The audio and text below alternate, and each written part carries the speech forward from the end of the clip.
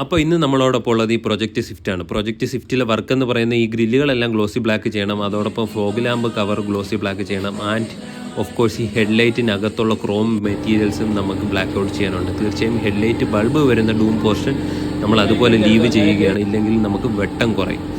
Anyways നമ്മളിതെല്ലാം ഇളക്കിയെടുത്ത് പ്രോപ്പറായിട്ട് heat ചെയ്ത് ഇളക്കിയെടുത്തതിന് ശേഷം നമ്മളിത് പ്ലാസ്റ്റിക് പ്രൈമർ കൊടുത്തു.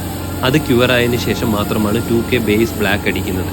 ഈ ബേസ് ബ്ലാക്ക് അടിച്ചതിന് ശേഷം ഏകദേശം 20 to 25 മിനിറ്റ്സ് ഒന്ന് ഉണങ്ങിയിട്ട് ശേഷം മാത്രമാണ് നമ്മൾ മാറ്റ് ക്ലിയർ കൊടുക്കുക. തീർച്ചയായും നമുക്ക് വേണമെന്നുണ്ടെങ്കിൽ ഗ്ലോസി ക്ലിയർ കൊടുക്കാവുന്നതാണ്. പക്ഷേ ഈ ഹെഡ്ലൈറ്റിൻ്റെ ഈ പോർഷനകത്ത് കുറച്ചധികം പാറ്റേൺസ് വരുന്നതുകൊണ്ട് ഗ്ലോസി കൊടുത്തു കഴിഞ്ഞാൽ അതിൻ്റെ ഭംഗിയൊന്ന് താഴാൻ സാധ്യതയുണ്ട്. അതോടൊപ്പം തന്നെ കുറച്ചുകൂടെ ലോ ക്ലാസ് ഫീലിലേക്ക് വരാൻ സാധ്യതയുള്ളതുകൊണ്ട് മാറ്റാണ് ഇതിന് കുറച്ചുകൂടെ ക്ലാസി ഫീൽ കിട്ടുക.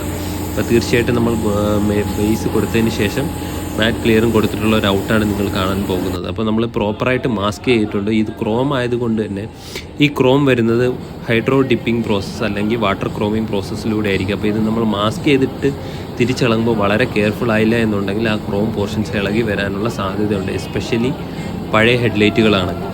അങ്ങനെ എന്തായാലും നമ്മളത് ഇളക്കിയെടുത്തിട്ടുണ്ട്. അതോടൊപ്പം തന്നെ ഇൻഡിക്കേറ്ററിൻ്റെ കവർ വരുന്ന ഒരു പോർഷൻസിനകത്ത് കസ്റ്റമർ പറഞ്ഞ പ്രകാരം അവിടെ യെല്ലോ ടിൻറ്റിങ് ചെയ്യണമെന്ന് പറഞ്ഞിരുന്നു.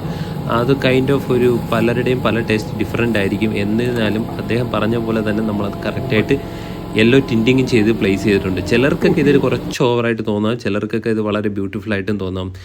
I personally like it more. എന്തായാലും നമ്മളിത് അതുപോലെ തിരിച്ച് കറക്റ്റായിട്ട് ഫിറ്റ് ചെയ്തിട്ട് അതോടൊപ്പം തന്നെ സിലിക്കോൺ വെച്ച് എല്ലാ സീലുകളും കറക്റ്റ് ചെക്ക് ചെയ്തതിന് ശേഷം തിരിച്ച് കയറ്റി അതോടൊപ്പം തന്നെ വാട്ടർ ടെസ്റ്റിംഗ് നടത്തിയിട്ടാണ് വണ്ടിയിലേക്ക് കയറ്റുന്നത്. അപ്പോൾ വണ്ടിയുടെ ഫുൾ ഡീറ്റെയിൽ വീഡിയോ നമുക്കിതിൽ ചെയ്യാൻ പറ്റിയിട്ടില്ല. അടുത്ത വീഡിയോയും അടുത്ത പ്രൊജക്റ്റിലും നമുക്കെല്ലാം ഡീറ്റെയിൽ ആയിട്ട് ചെയ്യാനും പങ്കുവയ്ക്കാനും പറ്റുമെന്ന് വിശ്വസിക്കുന്നു. അപ്പോൾ എല്ലാ സുഹൃത്തുക്കൾക്കും thank you so much for watching.